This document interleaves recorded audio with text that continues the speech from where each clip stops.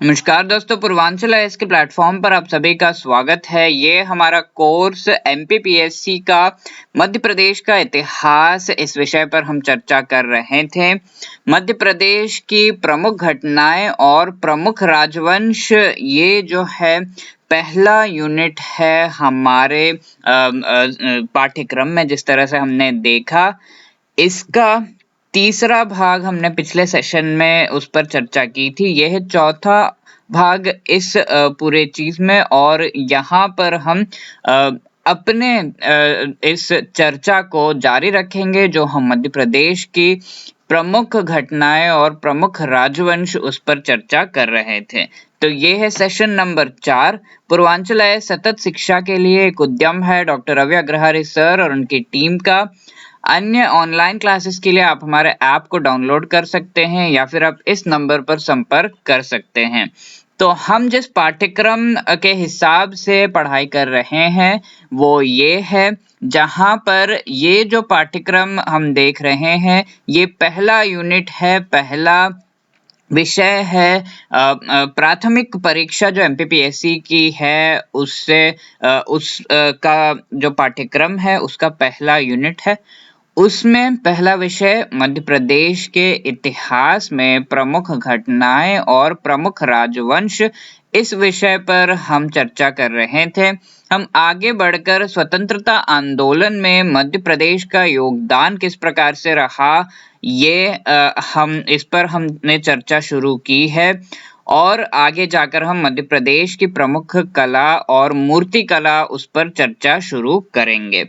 तो स्वतंत्रता आंदोलन में मध्य प्रदेश का जो योगदान है, ये इस विषय पर हम चर्चा को इस सेशन में समाप्त करेंगे और आगे जाकर हम मध्य प्रदेश की प्रमुख कला और मूर्ति कला इस विषय पर चर्चा शुरू करेंगे। ठीक है, तो आज के हमारे इस सेशन में हम स्वतंत्रता आंदोलन में मध्य प्रदेश का योगदान किस प्रकार से रहा इस पर चर्चा करेंगे और कुछ अभ्यास प्रश्नों को भी देखेंगे। तो पिछले सेशंस के भी अभ्यास प्रश्न आगे जाकर हम उन पर चर्चा करेंगे।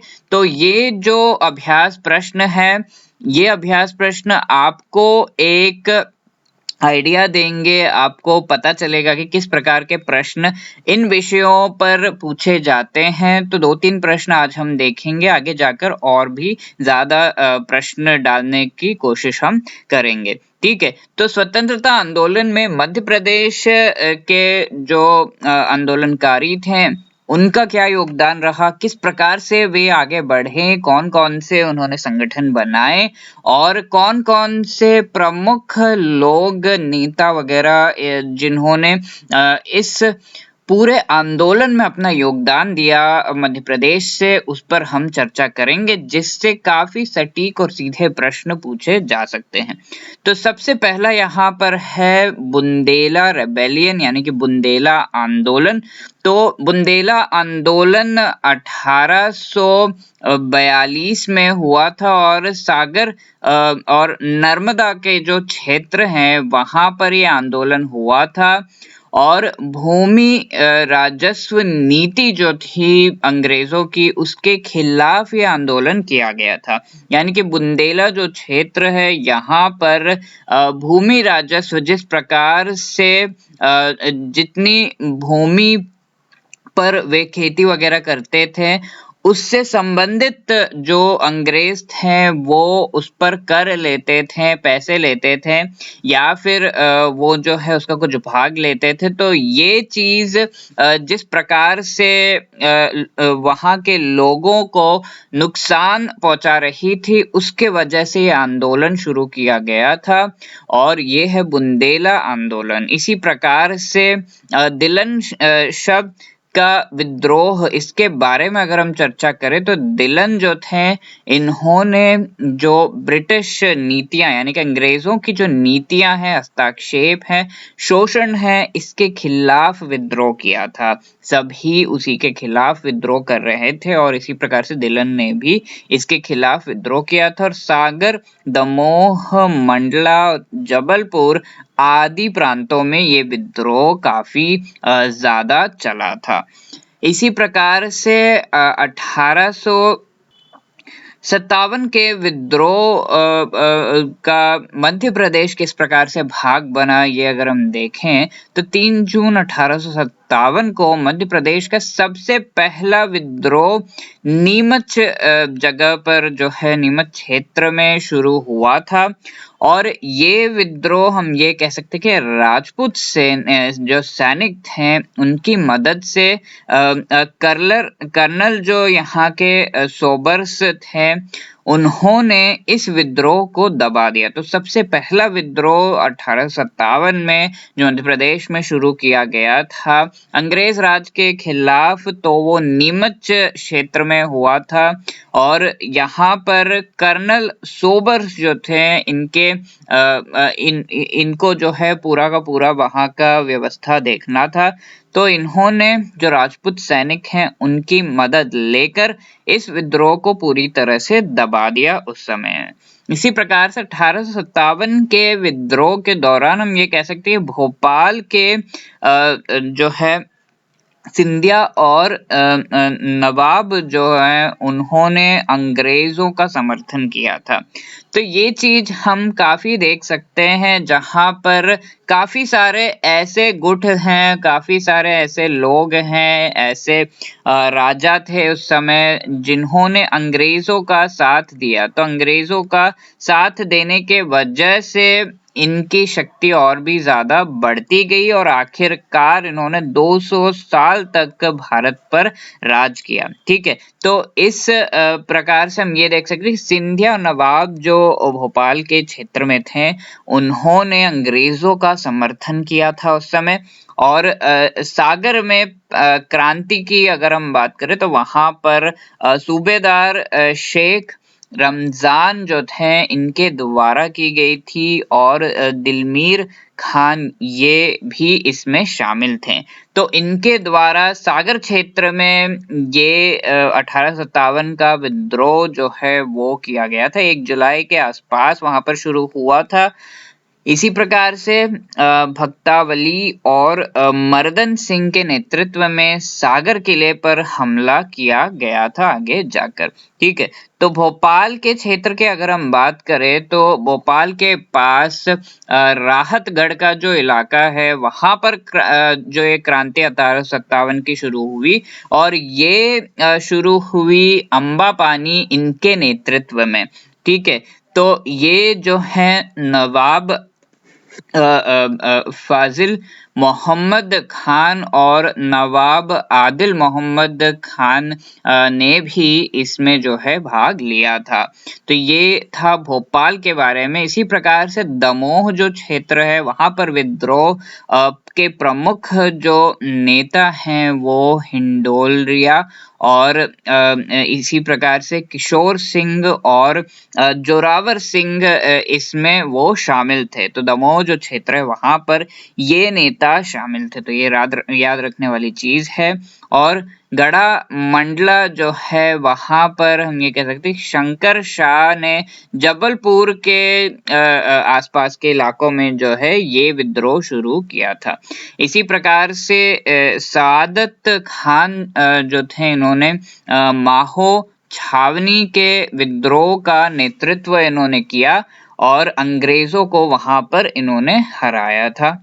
तो ये काफी महत्वपूर्ण है, प्रेरणादायक एक चीज है यहाँ पर, जहाँ पर सादत खान जो थे इन्होंने माहो छावनी के विद्रोह का नेतृत्व करते हुए अंग्रेजों को वहां पर हराया था। ठीक है, तो अंग्रेज लोग जो है सीहोर वहां पर चले गए, भाग गए यहाँ से।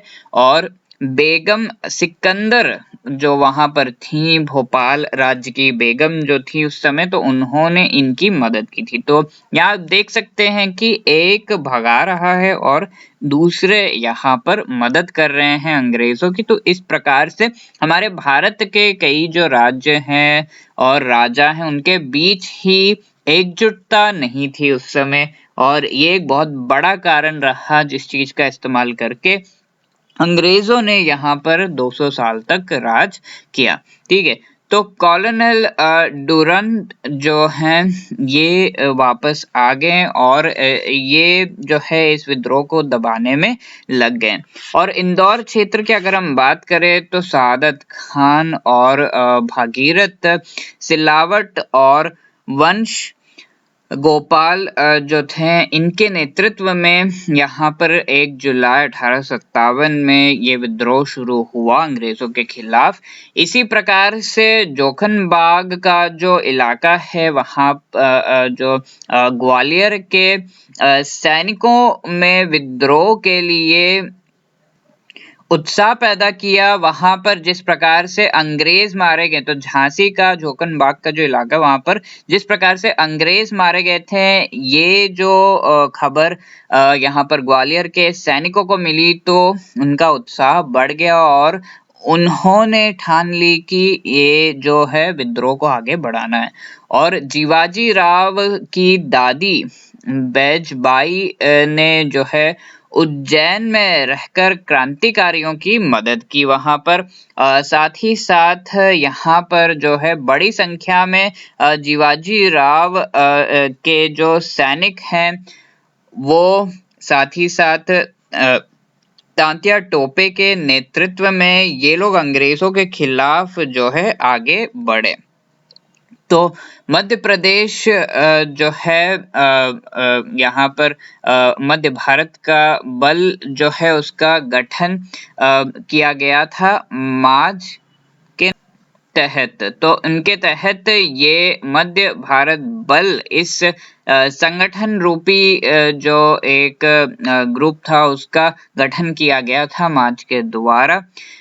इसी प्रकार से यहाँ पर सागर सहित बुंदेलखंड की जो स्थिति थी उसको नियंत्रण में लाने के लिए जनरल हुजर को यहाँ पर भेजा गया और मध्य भारत की सेनाओं को का कमान जो है इनके हाथ में रखा गया और अंग्रेजों ने 4 अप्रैल को सागर और चंदेरी किले पर कब्जा कर लिया था और झांसी के किले पर भी इन्होंने कब्जा कर लिया था। तो इस प्रकार से अंग्रेज ये ना ही कि पूरा इस विद्रोह को दबा रहे थे, साथ ही साथ किलों पर कब्जा और ज्यादा से ज्यादा इलाकों पर कब्जा करते जा रहे थे। तो 18 जून 1858 में हम ये कह सकते हैं कि हुजरोज और रानी लक्ष्मीबाई के बीच आखिरी युद्ध हुआ और वहां पर 18 जून को रानी लक्ष्मीबाई जो हैं वो शहीद हो गई इस लड़ाई में। तांत्या टोपे के बारे में 7 अप्रैल जो है 1859 में राजपूत राजा मान सिंह इनके विश्वासघात के वजह से उनका पता अंग्रेजों को चल गया और उन्हें भी फांसी लगा दी गई और इस प्रकार से तांत्या टोपे भी शिवपुरी में 18 अप्रैल को शहीद हो गए। इसके साथ 1857 का जो विद्रोह था उस पर पूरी तरह से दबाव पड़ गया था, वो पूरी तरह से दब चुका था, खत्म हो चुका था और इस प्रकार से जो है इस विद्रोह में मध्य प्रदेश के कई सारे जो सेनानी थे और विद्रोही थे उन्होंने सभी ने भाग लिया और यहाँ पर इस प्रकार का जो इस स्तर पर जो विद्रोह किया गया था इस वजह से अंग्रेज भी थोड़ा डर गए थे और ईस्ट इंडिया कंपनी जो है अंग्रेजों की उसका राज खत्म हो गया और जो अंग्रेज सरकार है, ब्रिटिश सरकार है, उसने पूरा राजपाट जो है अपने हाथ में ले लिया भारत का। ठीक है, भारत से संबंधित सारे निर्णय अब अंग्रेज सरकार खुद ले रही थी। ठीक है, तो इन सभी के बारे में अगर हम देखें तो कई जो क्षेत्र थे मध्य प्रदेश में वहां पर जिस प्रकार से ये विद्रोह हुआ था तो अलग अलग जो क्षेत्र हैं वहां पर किनके नेतृत्व में ये विद्रोह किया गया था और विद्रोह किसने शुरू किया और विद्रोह का केंद्र कौन सा था, ये अगर हम देखें तो हम ये कह सकते हैं कि सागर में यहाँ पर शेख रमजान जो है इन्होंने किया था। तांत्या टोपे ये जो है भील इलाके में इन्होंने किया था, भील खरगोन इलाके में। और शंकर शाह गढ़ मंडला इलाके में, राजा ठाकुर प्रसाद ये जो है राघवगढ़ के इलाके में, नारायण सिंह जो है रायपुर के इलाके में, और रानी लक्ष्मीबाई जो है झांसी कालपी के इलाके में इन्होंने किया था। तो इसी प्रकार से जो है सारे यहाँ पर आप देख सकते हैं कि दिए हुए हैं। तो ये सारे जो स्वतंत्रता सेनानी थे, उन्होंने अलग अलग जगहों से ये लड़ाई लड़ी थी और इस प्रकार से 1857 का जो विद्रोह था उसमें किस किस ने मध्य प्रदेश से भाग लिया था और किस प्रकार से आगे बढ़ा, ये सब हमने इस में जो है देखा। तो मध्य प्रदेश में महत्वपूर्ण अगर हम राष्ट्रीय आंदोलन की बात करें तो यहाँ पर काफी सारे आंदोलन मध्य प्रदेश के स्तर पर भी हुए थे। तो अगर हम उनकी बात करें जो अंग्रेजों के खिलाफ हुए थे, तो सबसे पहला नाम हमारे सामने आता है तो कांग्रेस का दूसरा सत्र यहाँ पर 1886 में हुआ था। और ये जो है बापापुर और अब्दुल अजीज और दादा कीन खेड़े, गंगाधर चिटनीस, ये सब ने जो मध्य प्रदेश के थे, इन्होंने इस कांग्रेस के सत्र में भाग लिया था। इसी प्रकार से लाहौर सत्र जो है 1899 में जो हुआ था, उसमें हरि सिंह गौर जो मध्य प्रदेश के थे, इन्होंने भाग लिया था। जबलपुर सम्मेलन 1906 में जो हुआ था, वहां पर राजनीतिक गतिविधियों से संबंधित जो है चर्चा की गई थी और इस प्रकार से जो है मध्य प्रदेश में ये विद्रोह काफी जो है जरूरी रहा। और सिवनी ये जो है सत्याग्रह की अगर हम बात करें 1916 का, तो ये उस समय में हुआ था अंग्रेजों के खिलाफ। और असहयोग आंदोलन 1920 से लेके 22 के बीच में जो शुरू किया गया था, तो प्रभाकर दुंदी राज के नेतृत्व में ये आंदोलन मध्य प्रदेश के कई क्षेत्रों में किया गया था। और ये जो है मध्य प्रदेश में जो महत्वपूर्ण राष्ट्रीय आंदोलन के बारे में हमने यहाँ पर चर्चा की। इसी प्रकार से बहुत ही जरूरी एक आंदोलन जो मध्य प्रदेश में हुआ था, जिसके बारे में जानकारी होनी चाहिए हमें, वो है झंडा सत्याग्रह। तो झंडा सत्याग्रह जो है ये मार्च 1923 में हुई थी, उस समय में जो है हुआ था और जबलपुर के इलाके में ये किया गया था। तो झंडा सत्याग्रह आप जो है जानेंगे तो काफी ये सही तरीके से हुआ, जहां पर यहाँ जबलपुर में एक अधिकारी जो थे, एक जो अंग्रेज सरकार के नीचे काम करने वाले अधिकारी, अपने ऑफिस में जो है भारत का जो झंडा उस समय का था जो बना था, उसको इन्होंने फहराया। और ये जो अधिकारी हैं इसको फहराते हैं जो अंग्रेज हैं उनके खिलाफ अपनी आवाज उठाने से संबंधित ये फहराया जो है जाता है। तो स्थानीय जो वहां पर अधिकारी थे, जो सरकार जो अंग्रेज सरकार के नीचे काम कर रहे थे, उन्होंने ये कार्य किया।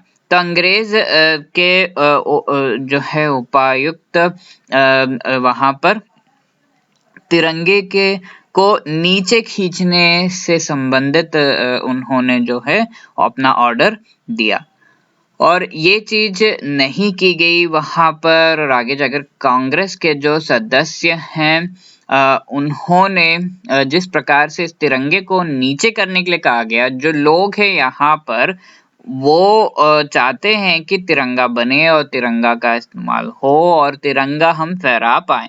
तो इन लोगों के बारे में आप नहीं सोच रहे हो और आप इस तिरंगे को नीचे करने के लिए कह रहे हो, तो इन सभी चीज़ों से संबंधित जो है सत्याग्रह किया गया था वहाँ पर सारे कांग्रेस सदस्यों के द्वारा, जिस प्रकार से ये अंग्रेज़ों ने इस चीज़ को जो है दबाने की कोशिश की। तो ये इसका नेतृत्व जो है सुभद्रा कुमारी चौहान और पंडित सुंदरलाल शर्मा, साथ ही साथ नाथूराम मोदी, इनके द्वारा की गई थी। तो ये नाम काफ़ी ज़्यादा ज़रूरी है। झंडा सत्याग्रह जो है इसमें किस-किस ने भाग लिया था, किसके नेतृत्व में हुआ था, तो ये सुभद्रा कुमारी चौहान, पंडित सुंदरलाल शर्मा और नाथूराम मोदी, इनके नेतृत्व में ये किया गया था। तो यहाँ पर जो ये अंग्रेज़ों का जो ये बिल्डिंग था, उसमें जो सरकारी कर्मचारी काम कर रहे थे, उन्होंने ये तिरंगा फहराया, जिसके बाद अंग्रेज़ों ने इसका पूरा जो है विरोध किया और सत्याग्रही जो थे उनके खिलाफ कानूनी कार्यवाही की गई और इस प्रकार से उन्हें दंडित किया गया। स्वराज्य पार्टी जो है ये भी काफ़ी ज़रूरी एक भाग है। मध्य प्रदेश में जिस प्रकार से स्वतंत्रता के लिए भारत का ये आंदोलन किया गया था, तो इसके जो है मध्य प्रांतों में ये स्वराज पार्टी ने जो है चुनाव में भाग लिया था और ये स्वराज पार्टी हम ये कह सकते हैं कि राघवेंद्र राव की अध्यक्षता में और बनाई गई थी और यहाँ पर जो है डॉक्टर BS मुंजे, इनके भी नेतृत्व में ये जो है पूरा का पूरा शुरू किया गया था और मध्य प्रदेश के क्षेत्रों से भी काफ़ी सारे नेता और लोग इससे जुड़े हुए थे। तो ये जो है केंद्रीय प्रांत और बरार जो विधानसभा है, वहाँ पर 1923 के चुनाव में इस स्वराज पार्टी ने काफ़ी सफलता पा ली थी। ठीक है, तो ये स्वराज पार्टी जो है ये काफ़ी महत्वपूर्ण है हमारे मध्य प्रदेश के क्षेत्र और साथ ही साथ पूरे जो भारत के स्वतंत्रता से संबंधित इतिहास की अगर हम बात करें, तो सविनय अवज्ञा आंदोलन जो है, जिसे सिविल डिसोबीडियंस मूवमेंट कहा जाता है अंग्रेजी में, ये भी मध्य प्रदेश के कई क्षेत्रों में जो है किया गया था और ये 2 चरणों में आगे बढ़ा था मध्य प्रदेश की अगर हम बात करें खासकर। तो पहला चरण जो है वो नमक सत्याग्रह हुआ था इसमें, जहाँ पर बहुत बड़ी उस समय की समस्या जो थी वो थी नमक। ठीक है, तो गांधी जी उस समय के आसपास ऐसा कुछ ढूंढ रहे थे जिससे हर एक व्यक्ति से जुड़ा जा सके।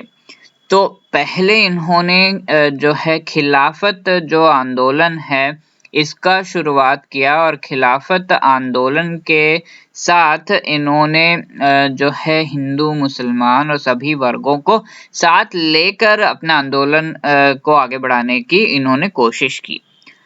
आगे जाकर इन्होंने जो है खिलाफत का पूरा जो आंदोलन है वो थोड़ा बुझ सा गया था। तो आगे जाकर जब ये जो है नमक सत्याग्रह करते हैं, जहाँ पर नमक के जो उस समय के लागत थी नमक की और जिस प्रकार से नमक बनाने पर पूरी तरह से रोक लगी हुई थी कि सरकार के अलावा कोई और नहीं बना सकता और सरकार बहुत ही महंगे दरों पर ये नमक बेचती थी। तो ये तो सरासर नाइंसाफी हो गई, इस तरह से कई लोगों ने सोचा और ये चीज जो है हर एक व्यक्ति की समस्या थी छोटे से छोटे व्यक्ति को लेते हुए बड़े से बड़े व्यक्ति के लिए नमक का जो है वो बहुत बड़ा समस्या था। तो नमक एक चीज था जिससे वो पूरे भारत को जोड़ सकते थे। तो नमक सत्याग्रह 1930 के आसपास हुआ था और जबलपुर में ये जो है लॉन्च किया गया था मध्य प्रदेश में, और द्वारिका प्रसाद मिश्रा जी के द्वारा ये लॉन्च किया गया था। और दुर्गा शंकर मेहता भी इसका भाग बने 1930 के आसपास। तो ये नमक सत्याग्रह सविनय अवज्ञा आंदोलन का पहला भाग था। दूसरा चरण की अगर हम बात करें तो यहाँ पर जंगल सत्याग्रह हुआ था। तो जंगलों में जो आदिवासी रहते हैं उनको भी काफी सारी समस्याएं अंग्रेजों के वजह से हुई। तो इसको समझने के लिए हमें ये जानना होगा कि आदिवासी किस प्रकार से रहते हैं। आपने कई जगह में जो है ये पढ़ा होगा। तो आदिवासी जो है वो अगर हम देखें तो ये बहुत ही ज्यादा जो है एक दूसरे के साथ मेलजोल बनाकर रखते हैं सारे आदिवासी, क्योंकि इनके रहने की जो प्रणाली है, जिस प्रकार से वे रहते हैं, तो उनकी जो भूमि है, बहुत बड़ी सी भूमि में अगर वे रह रहे हैं तो ये पूरे के पूरे दल की भूमि है। किसी एक व्यक्ति की ये भाग तुम्हारा है, ये भाग में मैं घर बनाऊंगा, ये भाग में तुम बनाना, इस तरह से उनका नहीं होता है। ठीक है, तो पूरे दल की, पूरे ट्राइब की जो है ये भूमि होती है। पर अंग्रेजों के आने से क्या बदलाव आया इसमें? तो अंग्रेज जब आए तब इन्होंने ये देखा कि भूमि जो है ये तो किसी एक व्यक्ति के नाम पर है ही नहीं, और इससे संबंधित किसी भी प्रकार का जो है सोच ही नहीं था कि किसी एक व्यक्ति का भूमि होना चाहिए। ये वो आदिवासी नहीं सोचते थे ऐसा। तो इन्होंने इस भूमि को हथियाना शुरू किया और इस पर कब्जा करना शुरू किया। जो लोग भूमि पर रहते थे तो यहाँ पर अंग्रेज जो है आने लगे। दूसरी चीज ये है कि जो ये आदिवासी हैं वो अपने जंगलों में जाकर वहां से जो है पेड़ पौधों से जो जरूरी चीजें हैं जो वो खा पी सकते हैं, या फिर अगर उन्हें कुछ पकाना हो तो पेड़ जो वहां पर थे उनमें से कुछ डालियों को काट कर वे जो है आग वगैरह बनाकर इस प्रकार से पका के वो खाते हैं। तो ये चीज भी अंग्रेजों के द्वारा रुकवाई गई, जहां पर आदिवासी जो पूरी तरह से उस जंगल पर निर्भर थे उन्हें उस जंगल में जाने से रोका गया। ठीक है, तो ये एक चीज है।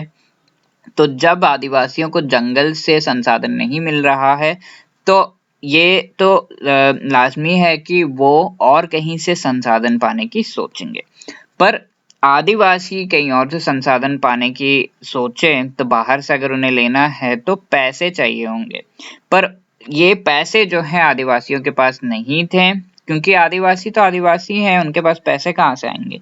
तो पैसे जो है ये बिचौलियों से लेते हैं। ठीक है, तो ये बिचौली पैसे तो दे देते हैं लेकिन वापस से बहुत ही पूरी तरह से जो है एक उत्पीड़न जैसा हो जाता है उनके लिए ये पैसे वापस करने के लिए। साथ ही साथ पूरी तरह से शोषण हो जाता है उनका आर्थिक रूप में, जहां पर वे जो है पूरा एक ऋण जाल में फंस जाते हैं। ठीक है, तो इसको चुकाने के लिए और ले लिया, उसको चुकाने के लिए और ले लिया, और वापस आप दे ही नहीं पा रहे। तो आप आदिवासी हैं, बिचौलियों से पैसे आप कैसे ले सकते हैं? तो इस प्रकार से पूरी तरह से आदिवासी जो हैं अंग्रेजों के आने से काफी ज्यादा फंस चुके थे। ठीक है, तो ये चीज उनमें काफी गुस्सा जो है उन्हें दिला रही थी, और इसी वजह से जंगल के इलाकों में आदिवासियों ने भी भाग लिया था इस सत्याग्रह में। तो 1930 में गोरा डोगरी जो बैतुल का क्षेत्र है वहां पर आदिवासी सत्याग्रह हुआ था, और इसका नेतृत्व डीपी मिश्रा, लाला राज वाजपेयी जी ने किया था, और अन्य और भी लोग थे। तो आदिवासी वहां पर लाठियां वगैरह लेकर जो है निकल चुके थे अपने घरों से, और इसका खास नेतृत्व जो है गुंजन सिंह कारकू ने किया था। तो इस प्रकार से हमने देखा कि ये जंगल सत्याग्रह भी सविनय अवज्ञा आंदोलन का एक भाग बन गया। ठीक है, तो आगे और भी आंदोलन हुए, जैसे कि चरण पादुका हत्याकांड 1931 में जिस प्रकार से हुआ छतरपुर के इलाके में। वहां पर कर्नल जो फिशर थे, इन्होंने पुलिस बल का इस्तेमाल करते हुए शांतिपूर्ण तरीके से वहां पर जो आंदोलन किया जा रहा था उसमें 6 लोगों को मार दिया था। और ये मध्य प्रदेश का जलियांवाला बाग जो है नरसंहार किस्सा हम कह सकते हैं। तो युद्ध समितियां बनी थी उस समय में, जहां पर कांग्रेस जो है उससे इस आंदोलन के समय में पूरी तरह से जो है ये कहा गया था कि कांग्रेस समितियां जो हैं वे पूरी तरह से अवैध हैं। ठीक है, तो ये अवैध बना दिया गया था कांग्रेस समितियों को। तो उनका नाम भी जो हमारे स्वतंत्रता सेनानी थे उन्होंने थोड़ा बदल दिया और इन्हें युद्ध समितियां का नाम दे दिया। तो केंद्रीय प्रांत युद्ध समिति इन्हें बनाया गया और इनका नेतृत्व सेठ गोविंद दास और मंत्री द्वारका प्रसाद मिश्रा इनके द्वारा किया गया। और तरुण सभा जो है इस समय के आसपास उसकी स्थापना की गई सेठ गोविंद दास द्वारका प्रसाद मिश्रा के द्वारा। इसी प्रकार से द्वारका प्रसाद मिश्रा जो हैं इन्होंने हिंदुस्तानी सेवा दल का स्थापना की और फरवरी 1930 में दैनिक लोकमत नाम का जो है प्रकाशन इसको सेठ गोविंद दास ने जो है शुरू किया। और तो सिद्धनाथ माधव अगरकर जो हैं इन्होंने ये संपादक बने स्वराज साप्ताहिक जो समाचार है उसके। ठीक है, तो इस प्रकार से ये सारी चीजें की गई और ये सब काफी ज्यादा याद रखने वाली चीजें। तो पंजाब मेल मर्डर केस की अगर हम बात करें तो ये भी काफी ज्यादा जो है हिला देने वाली घटना वहां पर हुई।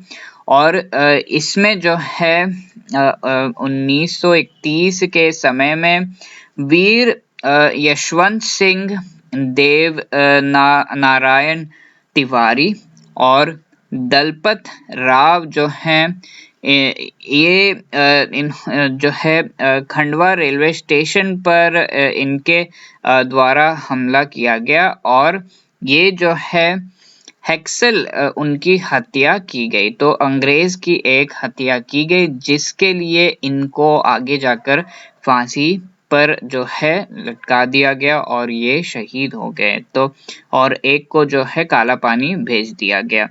ठीक है, तो ये इस प्रकार से आप देख सकते हैं कि जो आंदोलन किया गया था उसे बुरी तरह से कुचलने की कोशिश अंग्रेज सरकार ने की। यहाँ पर सोहबल हत्याकांड जो है ये भी काफी ज्यादा जो है महत्वपूर्ण है चर्चा के लिए। तो सोहबल रियासत जो है वहां पर लाल बुद्ध प्राप्त सिंह जो हैं इन्होंने एक सभा का आयोजन किया था। वहां पर कई लोगों को गोली मारकर सीधे जो है अंग्रेज के सरकार के जो सेना के जो लोग थे वहां पर उन्होंने गोली मारकर हत्या कर दी। और ये हम कह सकते हैं कि इसे नाम दिया गया मजन शूटिंग। ठीक है, तो ये एक घटना थी। इसी प्रकार से भोपाल प्रजा मंडल का जो है गठन हुआ और ये मास्टर लाल सिंह, इसी प्रकार से लक्ष्मी नारायण सिंघल, डॉक्टर जमुना प्रसाद मुखर्जिया आदि लोग जो हैं इन्होंने ये लोग इसमें शामिल हुए और ये जो है मंडल इन्होंने बनाया। भोपाल राज्य के खिलाफ ये लोग आगे बढ़े थे, जहां पर भोपाल राज्य जो है वो में कई नेताओं को जो है जेल में डाल दिया गया। त्रिपुरी जो इलाका है वहां पर कांग्रेस का एक सेशन हुआ।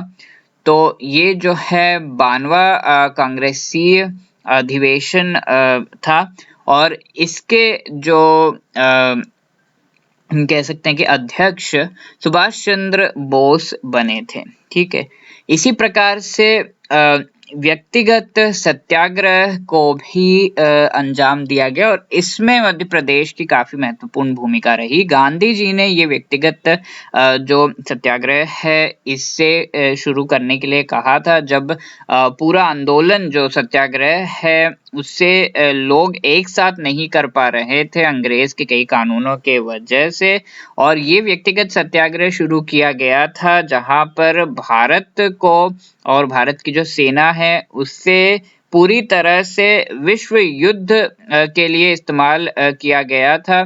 और इसमें जो भारत के जो लोग हैं उनकी सहमति नहीं ली गई थी, तो इससे संबंधित था।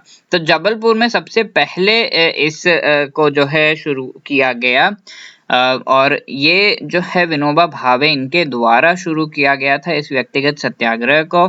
आगे जाकर विनोबा भावे, काका कालेलकर और सेठ गोविंददास इन सभी को जो है हिरासत में भी डाल दिया गया और कृष्णायन महाकाव्य की रचना बंगलुरु जेल में जो है द्वारका प्रसाद मिश्रा जी ने की थी। तो जेल में इन्हें डाल दिया गया था और जेल में ही इन्होंने ये किया था।